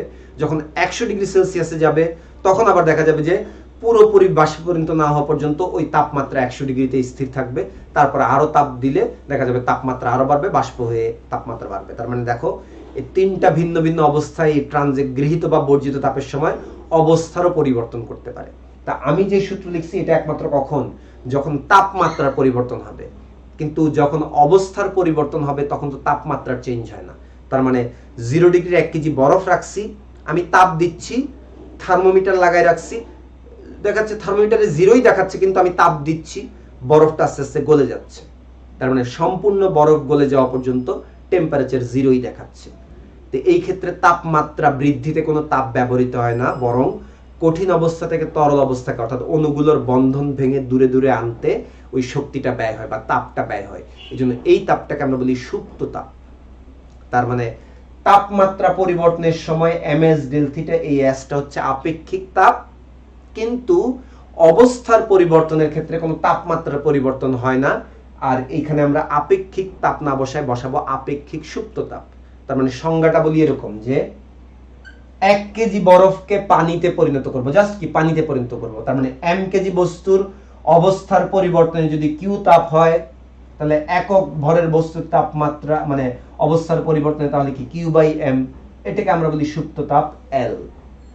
যার কারণে যখন তুমি অবস্থার পরিবর্তনে গৃহীত বা বর্জিত তাপের হিসাব করো তখন জাস্ট ভরের সঙ্গে আপেক্ষিক সুপ্ত তাপটা গুণ করো, ভরের সঙ্গে আপেক্ষিক সুপ্ত তাপটা গুণ করো। তাহলে এখানে লিখে দিচ্ছি, প্রথমটা হচ্ছে তাপমাত্রার পরিবর্তনে গৃহীত বা বর্জিত তাপ, বর্তনে তাপ, এই তাপটা কি গৃহীত বা বর্জিত, আর এইটা কি অবস্থার পরিবর্তনে গৃহীত বা বর্জিত তাপ। তাহলে মনে রাখবা যে তাপমাত্রা চেঞ্জ হচ্ছে, এরকম ক্ষেত্রে ভর আর কতটুকু তাপমাত্রা বাড়তেছে কমতেছে এটার সঙ্গে লাগবে আপেক্ষিক তাপ। যেমন পানির আপেক্ষিক তাপ কিন্তু আমাদের মুখস্থ SW 4200 joule per KG per kelvin, এটা কিন্তু অনেকের মুখস্থ। এই একক দেখে বুঝবা যে পার কেজি বস্তুর তাপমাত্রা, পার কেজি পানির তাপমাত্রা পার কেলভিন বাড়াইতে বা কমাইতে 4200 জুল তাপ গ্রহণ বা বর্জন করা লাগে। তার মানে পানির তাপমাত্রা বৃদ্ধির সময় এস এর মান ইউজ করব 4200। বরফ হইলে তাহলে সেটা ওই কত 2100 হবে, আর বাষ্প হইলে 2000 হবে। তো এই মানগুলো তোমরা মুখস্থ রাখো। আবার বরফ গলানোর সময় কি হতে পারে, ওই তখন এই সুপ্ত তাপের মানগুলো মুখস্থ রাখা লাগে। পানি এবং মানে বাষ্প, পানির তিন অবস্থা না কি কি, বরফ, তরল এবং বাষ্প। বরফ, পানি, বাষ্প। বরফের আপেক্ষিক তাপ মানে বরফের তাপমাত্রা -10 থেকে 0 বা এরকম কমাচ্ছ তখন কিন্তু লাগবে বরফের আপেক্ষিক তাপ। পানি থাকা অবস্থায় তাপমাত্রা বাড়াচ্ছ কমাচ্ছ তখন লাগবে পানির আপেক্ষিক তাপ, যেটা 4200। বাষ্প থাকা অবস্থায় 110 থেকে 120 ডিগ্রিতে নিচ্ছ, ওই অবস্থায় তাপমাত্রা পরিবর্তন তাহলে বাষ্পের আপেক্ষিক তাপ, যেটা 2000। এগুলো মুখস্থ করবা তোমরা, এগুলো আমি এখন লিখে দিচ্ছি না যেহেতু সার্কিট পড়াচ্ছি। আর সুপ্ত তাপ, বরফ থেকে গলে 0 ডিগ্রিতে বরফ যখন পানিতে গলে, অথবা 100 ডিগ্রিতে পানি যখন বাষ্প হয়, অথবা উল্টাভাবে 100 ডিগ্রিতে বাষ্প থেকে পানি হয়ে, অথবা 0 ডিগ্রিতে এসে পানি থেকে আবার বরফ হয়ে ঠান্ডা হয়, অর্থাৎ এরকম গৃহীত বা বর্জিত মানে গ্রহণ করলে তরল থেকে মানে কঠিন থেকে তরল বা তরল থেকে বাষ্প হবে, আর বর্জন করলে উল্টা হবে, যে বাষ্প থেকে তরল হয়ে যাবে অথবা তরল থেকে কঠিন হবে। তাই গৃহীত বা বর্জিতর হিসাব সেক্ষেত্রে শুধু ভর এবং আপেক্ষিক সুপ্ত তাপ লাগে, যে প্রতি কেজির অবস্থার পরিবর্তনে কতটুকু তাপ। যেমন বরফের ক্ষেত্রে হচ্ছে 336,000 জুল পার কেজি, আর বাষ্পের ক্ষেত্রে পানি থেকে বাষ্প হইতে গেলে 2268,000 জুল পার কেজি। এই দুইটা তোমাদের মুখস্থ রাখার কথা, এগুলো তোমরা অন্য চ্যাপ্টারে তোমাদের মুখস্থ রাখা লাগবে। আমি জাস্ট এখন লিখে দিচ্ছি ভালো কথা, যে বরফ গলনের আপেক্ষিক সুপ্ততাপ এবং পানির বাষ্পীভবনের আপেক্ষিক সুপ্ততাপ, একটাকে আমরা বলবো এলএফ, এলএফ মানে ফ্রিজিং বা বরফের গলন, মানে বরফ গলনের সময় সুপ্ততাপ কত হয়, আর এটা হচ্ছে ভ্যাপারাইজেশন বা বাষ্পের সময় বাষ্পীভবনের সুপ্ততাপ। তো এই দুটো আমি লিখে দিলাম আপাতত। তবে এখন আমি কেন এটা দেখাইলাম, যে ওই যে চা কফি খাবো, এই জন্য যে ওই কেটলি দিয়ে পানি গরম করে এখন চা কফি খাবো। এই তো ওকে, তাহলে প্রশ্ন ফেরত আসি। আমাদের সার্কিট ছিল একটা সার্কিট, সেই পুরাতন সার্কিট, যার ভোল্টেজ সোর্স, ভোল্টেজের মান দেওয়া আছে, রোধের মান দেওয়া আছে। আমরা কি কি করতে পারলাম এখানে, ব্যবচ্ছেদ, এটা খুঁটিনাটি কি কি বের করতে পারলাম, তুল্য রোধ বের করতে পারলাম, মূল প্রবাহ পাইলাম, বিভিন্ন রোধের ভোল্টেজ পাইলাম, প্রতিটা রোধের কারেন্ট পাইলাম। এই ভোল্টেজ কারেন্ট রোধ জানার কারণে এখন ক্ষমতা আমি বিভিন্ন সূত্রের যে কোনোটা দিয়ে বের করতে পারতেছি।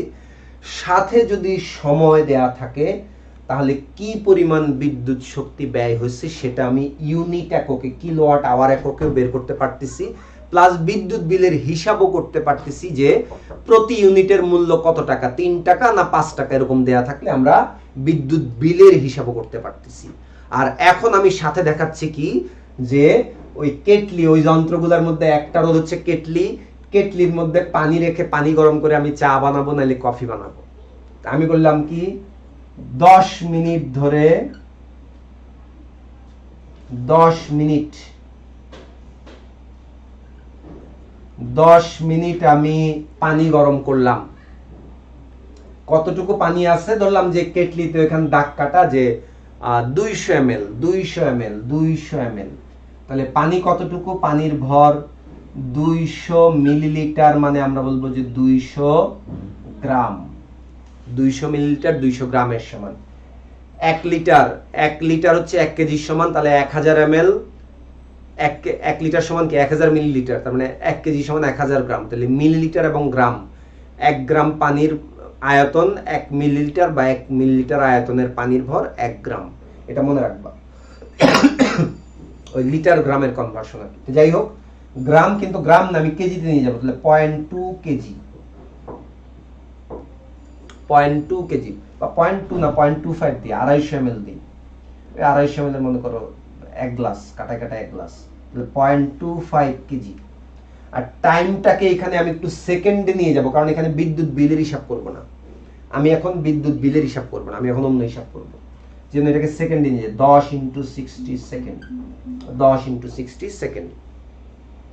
এই আর এখন কি করা যায়, এখন যেটা করব এখন হচ্ছে যে প্রশ্ন, এবার প্রশ্ন দেখো। প্রশ্ন হচ্ছে যে হ্যাঁ, ওখানে একটা কেটলি, এই সার্কিট এরকম দেয়া আছে, যদি সৃজনশীলের ঘ নাইলে উম নাইলে স, ওরকম অনেকক্ষণ পরে গিয়ে আমি একটা কোশ্চেন দিলাম এরকম, যে ওই কেটলিটা যদি 10 মিনিট ধরে পানি গরম করা হয়, 250 ml পানি, ওই পানির তাপমাত্রা কতটুকু বৃদ্ধি পাবে, পানির তাপমাত্রা কতটুকু বৃদ্ধি পাবে, মানে আমি কিছুক্ষণ পরে গিয়ে দেখতে পারবো যে কতটুকু গরম হয়েছে, ডেল থিটা কতটুকু বৃদ্ধি পাবে, বৃদ্ধিটা বের করা যাবে, যে পরিবর্তন কতটুকু হবে, যেটার মধ্যে দিয়ে 10 মিনিট ধরে কারেন্ট যাওয়ার কারণে ওই রোধের মধ্যে দিয়ে কারেন্ট গেলে যেহেতু ওই বাধা বেশি, তার মানে ইলেকট্রন তো প্রচন্ড গতিতে যায়, ওই ওই কার্নেল বা রোধগুলোর সাথে বাধাপ্রাপ্ত হয়ে প্রচন্ড তাপ উৎপন্ন হয়, যে মাঝে মাঝে উজ্জ্বল আলো হয়, বাল্বগুলোতে কি তাপ শক্তি আলোক শক্তি দুইটাতেই রূপান্তর হয়, বিদ্যুৎ শক্তি তাপ বা আলোক শক্তিতে রূপান্তরিত হয়। তবে নর্মাল হিটারগুলোতে মানে বিদ্যুৎ শক্তি যা দিই প্রায় পুরোটাই তাপ শক্তিতে রূপান্তরিত হয়। বাস্তবে 100% তো আর তাপ শক্তি রূপান্তরিত হয় না, অপচয় টপচয় কিছুই হয়, কিন্তু আমরা হিসাবের সুবিধার্থে ধরে নেই যে যতটুকু বিদ্যুৎ শক্তি ব্যয় হয়েছে বিজ্ঞানী জুলের সূত্র অনুসারে তার পুরোটাই তাহলে তাপে রূপান্তরিত হয়েছে, সেই তাপটা গ্রহণ করছে ওই কেটলির পানি, ওই কেটলির পানি যার কারণে পানি হয়ে গেছে গরম। তাহলে পানি কতটুকু তাপ গ্রহণ করছে এটার হিসাব জানি, কিন্তু এই কিউই তো হচ্ছে বিজ্ঞানী জুলের সূত্র অনুসারে ডাব্লিউ ইকুয়াল, এই ডাব্লিউ সমানই হচ্ছে আমাদের এই কিউ, ডাব্লিউ সমানই কিউ। তবে কন্ডিশন আছে, সব বসাইতে হবে এসআই এককে, এসআই এককে বসাইলে কিউ কি জুল একক, ডাব্লিউ কি জুল একক। কোন কারণ যদি কিউ কে ক্যালোরি এককে দেওয়া থাকে, তাপ যদি ক্যালোরি এককে হিসাব করো, ওই যে 1 ক্যালোরি সমান যে 4.2 জুল, তোমরা ক্যালোরি থেকে জুলের কনভার্সন এটা দিয়ে গুণ করে নিবা, ওটাকে আমরা তাপের যান্ত্রিক সমতা বলি। তবে জুল এককে থাকলে ওরকম কোনো কনভার্সনের কোনো প্রয়োজন নেই, প্রয়োজন তোমরা আগেই ক্যালোরি থেকে 4.2 দ্বারা গুণ করে জুল করে নিয়ে তারপর বসাবা কিউ। এই তা যাই হোক, এখন তাহলে দেখো, এখন কিন্তু আমি বলতে পারবো তাহলে ms ডেল থিটা সমান pt, ms ডেল থিটা সমান vat, ms ডেল থিটা সমান v square by rt, ms del theta সমান i স্কয়ার rt। তাহলে এখন তাহলে কেটলির পানি কতটুকু গরম হবে বা কতটুকু ঠান্ডা হবে এটা বের করা আর এখন আমাদের জন্য কোনো ব্যাপার না। তাহলে আমি হিসাব করে দেখতেছি, টাইম হচ্ছে 600 সেকেন্ড আর ভর হচ্ছে 0.25 কেজি, আর বের করব হচ্ছে ডেল থিটা। তো এই মানগুলো আমি মুখে মুখে মনে রাখলাম, আমি এখন লিখব, আমি লিখব কিউ সমান ডাব্লিউ মানে ms ডেল থিটা। কেটলির পানি গরম হয়েছে কেন?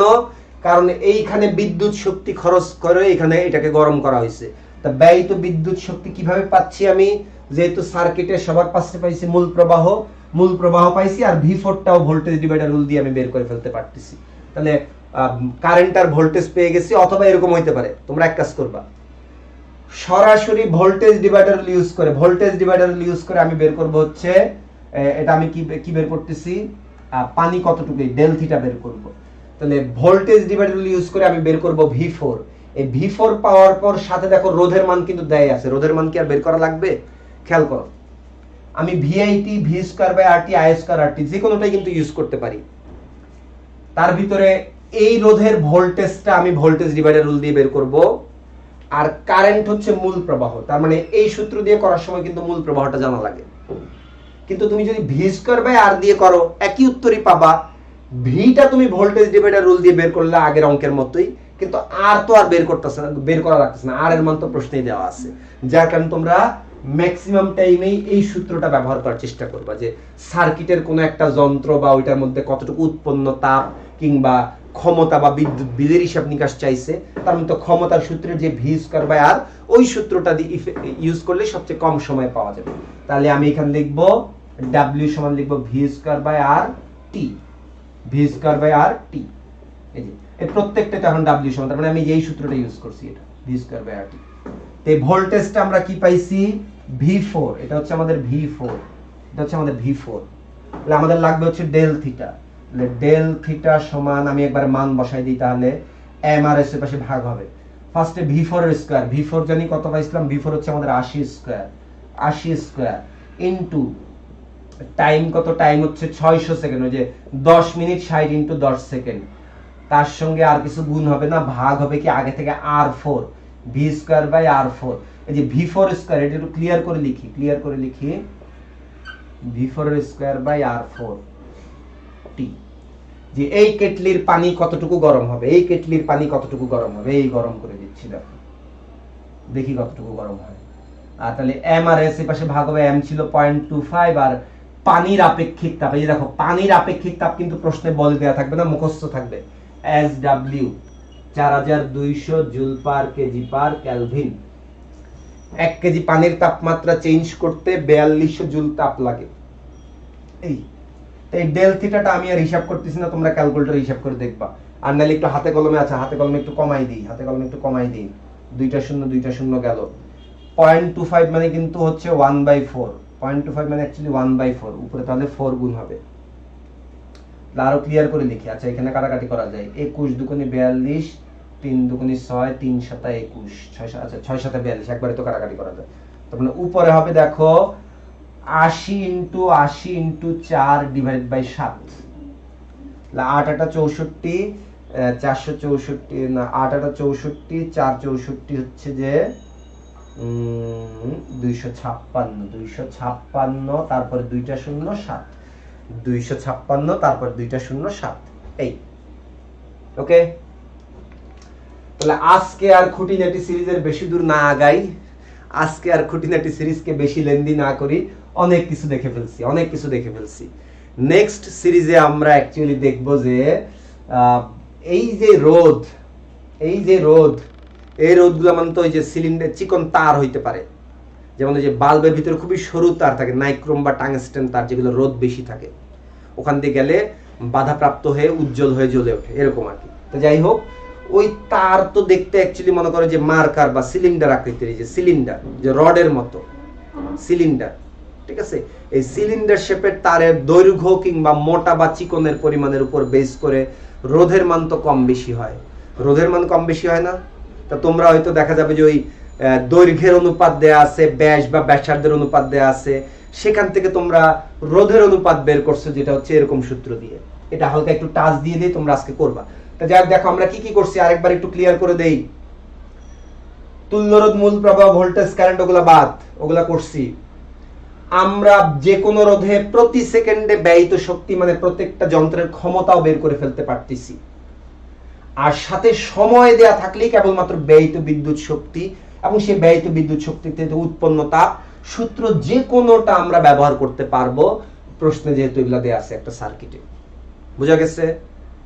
আর এখন বাড়তি আমি বলতেছি যে তোমাদের পরীক্ষায় প্রশ্ন দেয় কি, পরীক্ষায় প্রশ্ন দেয় এরকম, পরীক্ষায় প্রশ্ন দেয় এমন যে ওই রোধের ক্ষেত্রে তোমরা দেখছো যে এরকম এই তার, চিকন তার, তোমাদের রোধের উপর আমার আরেকটা ভিডিও করা আছে, চিকন তারের দৈর্ঘ্যের সমানুপাতিক প্রস্থচ্ছেদের ক্ষেত্রফলের ব্যস্তানুপাতিক।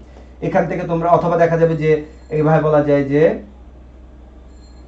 তারের ব্যাস বা ব্যাসার্ধ দেওয়া থাকলে তখন L বাই R স্কয়ার হয়, কারণ A সমান তো পাই R স্কয়ার, তাই না? এই জন্য এই দুই সূত্র থেকে কিন্তু তোমরা ওই যে রোধের অনুপাত বের করার অঙ্ক করছো, যে L1 by L2 into A2 by A1 অথবা R1 বাই R2 সমান L1 by L2 into R2 square by R1 square.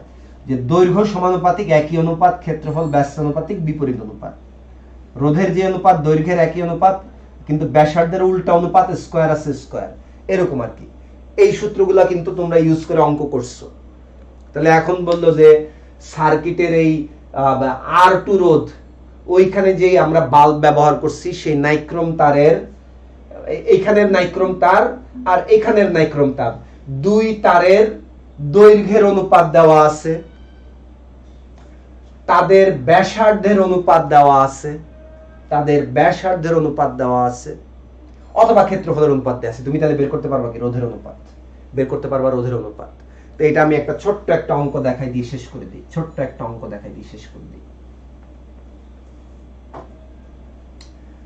দেখো তুমি পাচ্ছ হচ্ছে R1 বাই R2। আমি প্রশ্নে দিলাম কি এই রোধের দৈর্ঘ্যের অনুপাত L1 বাই L2 হচ্ছে 1:2 আর R1 বাই R2 হচ্ছে 2/3 বা 3:2।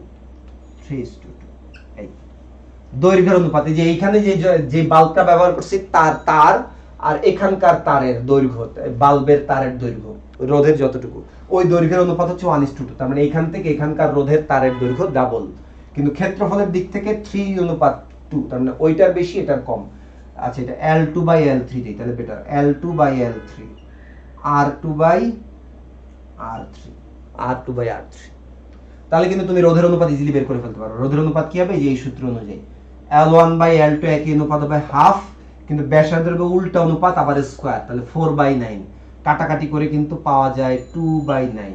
এই অঙ্ক ইজিলি করা যায়, এই অঙ্ক খুবই গুরুত্বপূর্ণ।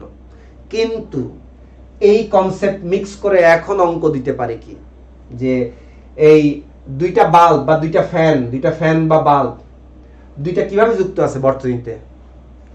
যুক্ত আছে সমান্তরাল যুক্ত না, কিন্তু R1 আর R2 কি সিরিজে।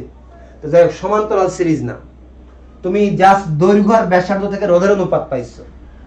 তুমি চাইলে উৎপন্ন তাপের অনুপাতও বের করতে পারো, H1/H2 অথবা Q1/Q, Q/H যাই লিখো। দেখো এই H বা Q এর সাথে রোধের সম্পর্ক আছে ব্যস্তানুপাতিক, Q/H এর সঙ্গে রোধের সম্পর্ক আছে সমানুপাতিক। তার মানে রোধের অনুপাত হইতে পারে R1/R2, হইতে পারে কিন্তু R2/R1। এই দুইটার যে কোনোই একটাই হইতে পারে যদি তুমি এই সূত্র কিংবা এই সূত্র ইউজ করো। তোমাকে এখানে মাথা কাটায় বুঝতে হবে যে কখন ব্যস্তানুপাতিক? যখন ভোল্টেজটা কনস্ট্যান্ট বা ভোল্টেজটা নির্দিষ্ট। কারণ ভোল্টেজটাও যদি চেঞ্জ হয় তাহলে তো রোধ চেঞ্জ হয়ে যেতে পারে, রোধের মান তো কনস্ট্যান্ট নাও থাকতে পারে, তাপ চেঞ্জ হয়ে যাবে। মানে রোধ কনস্ট্যান্ট থাকলে তাপ চেঞ্জ হয়ে যাবে। মানে কন্ডিশন কি? ভোল্টেজ যদি সেম থাকে তাহলে যার রোধ বেশি তার উৎপন্ন তাপ কম, যার রোধ কম তার উৎপন্ন তাপ বেশি। কিন্তু কারেন্ট যদি সমান থাকে তাহলে তো কারেন্ট সমান থাকা অবস্থায় রোধের সমানুপাতিক। তার মানে তখন রোধ বেশি হলে উৎপন্ন তাপ বেশি, রোধ কম হলে উৎপন্ন তাপ কম। তাহলে তুমি H1/H2 এটা সমান R1/R2 বলতে পারবা যদি বলে ভি কনস্ট্যান্ট, যদি বলে ভি কনস্ট্যান্ট। কিন্তু তুমি H1/H2 সমান বলতে হবে R2/R1, সরি উল্টা লিখে ফেলছি, ভোল্টেজ কনস্ট্যান্ট থাকা অবস্থায় ব্যস্তানুপাতিক। তার মানে H1/H2 জায়গা হবে R2/R1, R2/R1। আর যদি কারেন্ট কনস্ট্যান্ট থাকে তাহলে তুমি কিন্তু লিখতে পারো এইটা, কারেন্ট কনস্ট্যান্ট থাকলে লিখতে পারো এইটা। তাহলে দেখো অলরেডি তোমরা বুঝে ফেলছো যে ঘটনা কি। ঘটনা হচ্ছে আমাকে যদি এখন H1 আর H4 এর অনুপাত চাই, যেমন এখানে আমি বের করতেছি কি R2 এবং R3, R2 এবং R3, R2 আর রোধের অনুপাত পাইছি, রোধের অনুপাত পাইছি। আমি এখন চাইলে উৎপন্ন তাপের অনুপাতও বের করতে পারবো। উৎপন্ন তাপের অনুপাত কি হবে? H2/H3। কিন্তু এখানে খেয়াল রাখতে হবে এই যন্ত্র দুইটা তো পরস্পর সমান্তরাল, তার মানে তাদের বিভব পার্থক্য কনস্ট্যান্ট, দুইটারই সেম। তার মানে রোধের হবে ব্যস্ত অনুপাতিক সম্পর্ক, V = কনস্ট্যান্ট। তার মানে এখানে হবে R3/R2, তাহলে অ্যানসার হবে 9/2। R3/R2, তার মানে অ্যানসার হবে 9/2। কিন্তু যদি আমি বের করি R1 এবং R4 এর উৎপন্ন তাপের অনুপাত, R1 এবং R4 এর উৎপন্ন তাপের অনুপাত, তার মানে কি H1/H4, এই দুইটাতে তো সিরিজে আছে, তার মানে এই দুইটার ভিতর দিয়ে তো মূল প্রবাহই যাচ্ছে, মূল প্রবাহ যাচ্ছে। তার মানে দুইটার প্রবাহ সেম, প্রবাহ সেম থাকলে তাহলে রোধের হচ্ছে সমানুপাতিক। তার মানে H1/H4 হবে R1/R4। তাহলে ওই রোধের মান কত দেয়া আছে তুমি দেখো, এখানে খেয়াল করো, প্রশ্ন কিন্তু দুই ভাবে করা যায়। ওই দৈর্ঘ্য আর ব্যাসার্ধের অনুপাত থেকে রোধের অনুপাত হইতে পারে, আর ডিরেক্টলি রোধের মান তো এখানে দেয়াই আছে, ডিরেক্টলি রোধের মান তো এখানে দেয়াই আছে।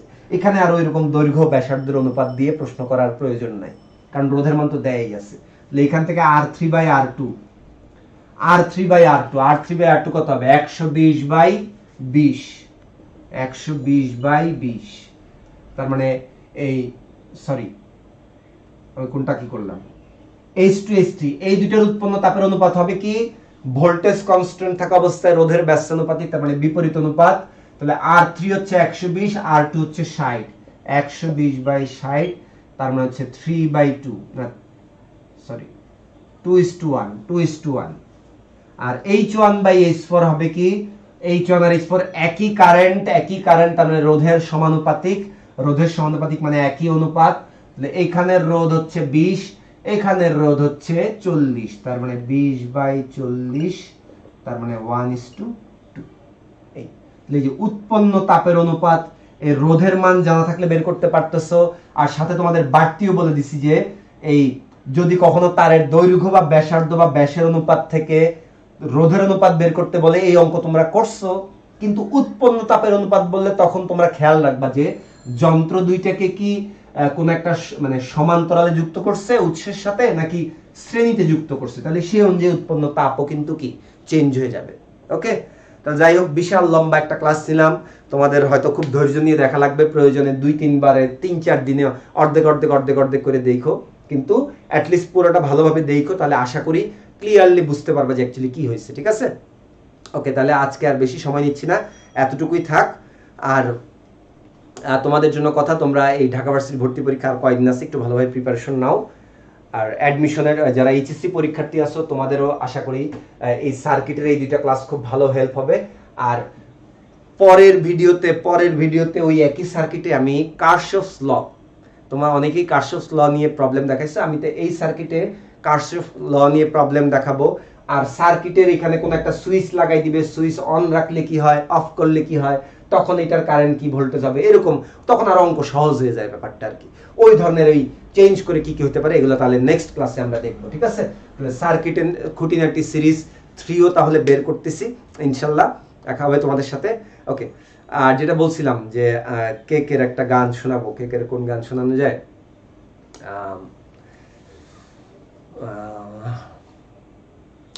আচ্ছা, একটা ফেভারিট গান শুনে, তোমরা এই গানটা হয়তো অনেকেই শোনো নাই।